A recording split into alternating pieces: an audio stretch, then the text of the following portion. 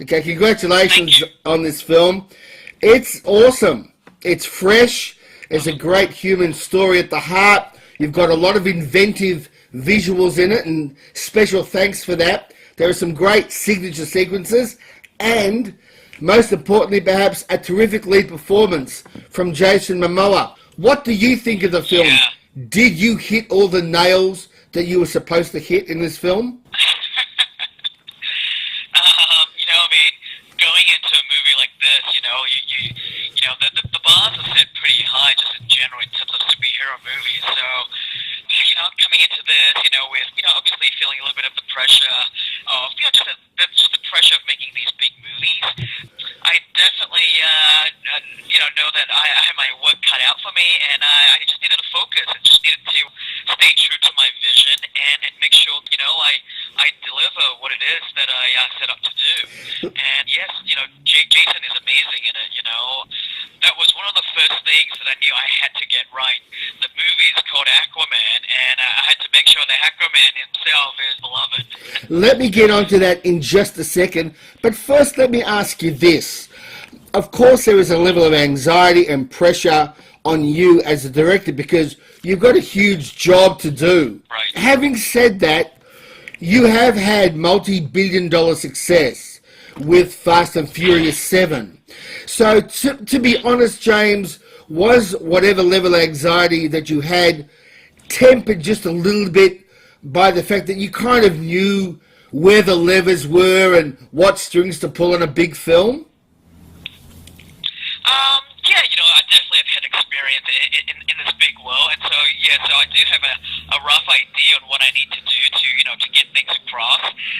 Making movies in Hollywood, so much of it is all about politics and knowing how to navigate the treacherous waters of the system. And so, I'm not a first-time director anymore, and so I know what to do. But the real irony here for me is I picked this character very early on, partly because I thought, 3 years ago when I signed on to this film, is because I thought, Aquaman, no one's going to take this guy seriously. It'd be an easy movie for me to make. It'd be under the radar.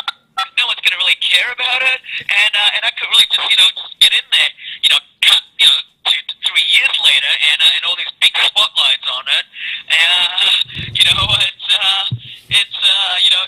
it definitely wasn't kind of what I was expecting at the time, but again, I just gotta do what I do, and then and what happens is what happens.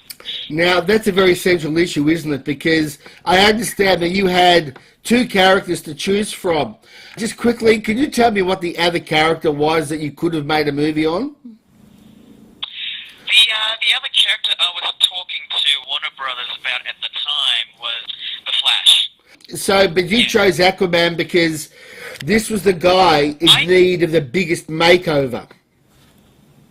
I picked this guy, again, I joke about it, but it's partly why I picked him, is I feel like, people kind of make fun of him in pop culture, and he's not sort of taken seriously, so I kind of like the idea of taking this guy and turning people's perception that they have of this character and kind of turning it on its head, and so that was a big draw for me to kind of show people out there a new take on this particular hero.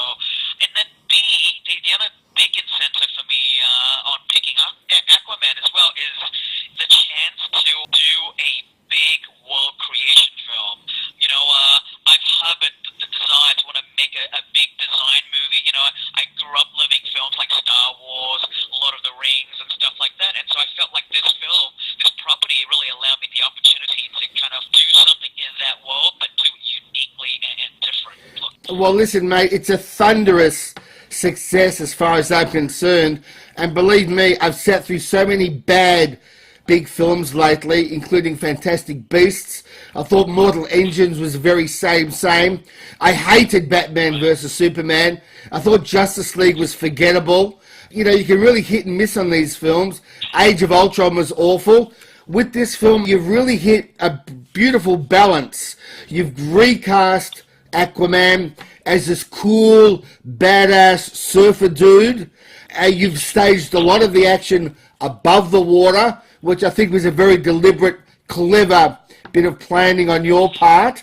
and the design of the film is very, very beautiful. The aspect of beauty forgotten by a lot of these big films. Right. Right. Jim, thank you so much for all that, mate. That really was, my goal. I want to make a film that can, that's really for all ages, for the young kids today that didn't grow up with this character, and then for, the grandparents who did grow up with this character back in the 50s and 60s. And it was important for me to kind of strike the balance between delivering, the action and the spectacle, but at the same time making sure that the movie has the heart that it needs. And of course, that was a big part why I wanted Nicole Kidman in this film. Because Nicole is just incredible, and so much of what she brings to the film is is the emotional backbone for the movie that the movie wants to have. Now, one of the big complaints about a lot of these big films is that the storytelling is so cluttered and so confusing. But while there's a lot going on in this movie, the narrative lines are very clear. What accounts for that? Well, I mean, the reason why I kind of have to get a bit of stuff in there in the first place is because, this is an origin movie, and there's just a lot of stuff to introduce, audiences that are not familiar with him. If you're making another Batman movie, you don't have to start all over again. People have seen the origin of Batman so many times on the big screen already. But for Aquaman, he's such a new character to the cinematic sort of world, and so I kind of get a lot of stuff kind of in there, and and I generally I don't like doing that, but I kind of didn't really have a choice, and so I realized that my key to how I can kind of kind of make it all, kind of bring it all together ultimately is just have a narrative, plot line that's pretty simple, and so I wanted to make a movie where it's a story about Arthur Curry going on this quest to find his Excalibur, which is the trident, and along the way it allows me to hang character arcs, exciting action set pieces off, and the only way to do that is having a simple story that people can follow. Just let me quickly wind up with some big questions for you. Now, as you know by now, of course, you're in Hollywood. It's all about the numbers, and yours are staggering. According to Box Office Mojo, your films have made an average of about $860 million each. Your lifetime gross so far is $3 billion and a bit of change. James, in real world terms, how does that translate in terms of power and creative freedom for you? I mean, can you do whatever you want? Well, firstly, I just want to say that I pretty much do the same James that made like the first Saw film. I try not to let that kind of stuff affect just my my mentality too much, because Hollywood is, as we all know, can be very fickle. You can be hot one second and next second like yesterday's news, and so I try not to let that kind of stuff get to me too much. But in terms of just from a creative standpoint, it does give me more freedom, to make the films I want to make, and people would kind of take me more seriously with the project I wanted to do. And to give you an example, I'm at that point in my career that when it came time to make Aquaman, I can actually say that I want to shoot this film in Australia, and that was a big part because having made enough money for the studio, they do kind of listen to you, and as you say, money talks, and it goes a long way, and it's a game, and you just got to know how to play the game.